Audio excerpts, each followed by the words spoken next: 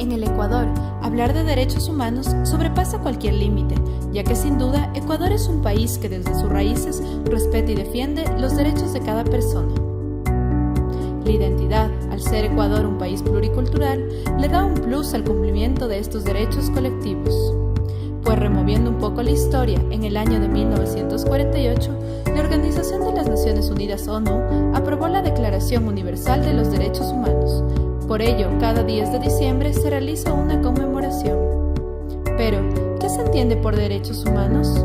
Pues los derechos humanos son derechos inherentes, es decir, sin distinción alguna de nacionalidad, lugar de residencia, sexo, origen nacional o étnico, color, religión, lengua o cualquier otra condición. Todos tenemos los mismos derechos humanos, sin discriminación alguna.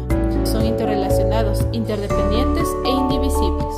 Pues bien, durante estos últimos tiempos, nuestro país se ha visto envuelto en un sinnúmero de casos que van en contra de lo planteado por los derechos humanos. Estos casos tienen relación con la comunicación y con la opinión.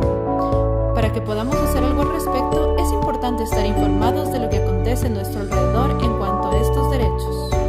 Desde la creación de la Ley Orgánica de Comunicación en el 2013, varios han sido los periodistas y comunicadores que se han visto afectados, no solo por la contradicción en varios de sus artículos, sino también por la libre expresión que se supone que la profesión ejerce.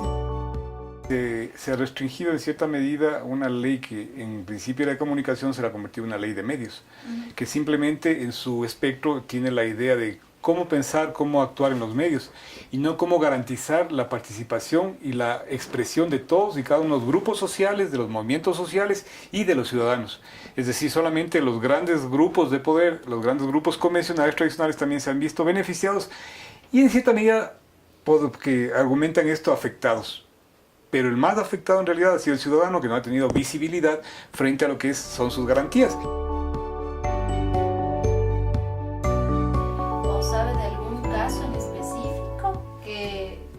Bueno, se ha visto violentada los derechos humanos, pero en esta misma ley de comunicación.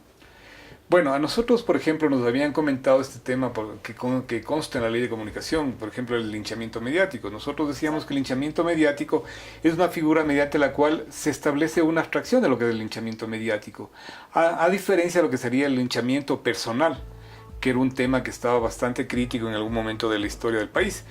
Pero no hay una definición clara, no hay una definición expuesta, definida sobre el linchamiento mediático, por ejemplo.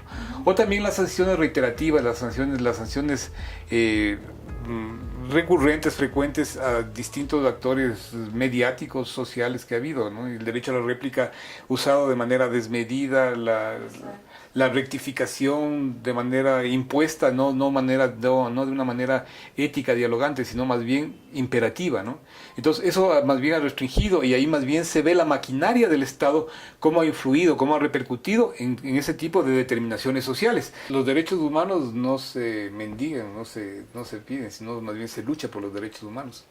Si siempre involucrarse en cualquier espacio, en cualquier escenario, decir, bueno, estos son los derechos que nos competen a nosotros como ciudadanos, como grupos humanos, como grupos que estamos enfrentados a esta vehemencia del poder. Entonces tenemos que reposicionar a los distintos grupos, a los distintos colectivos, a los distintos seres, para politizar esa discusión, para buscar un mecanismo idóneo en un sentido real de lo que es la politización de los derechos. No digo la partidización, sino la politización. Es decir, que la gente tome en cuenta de cómo se debe establecer bases fundamentales del manejo de la cosa pública.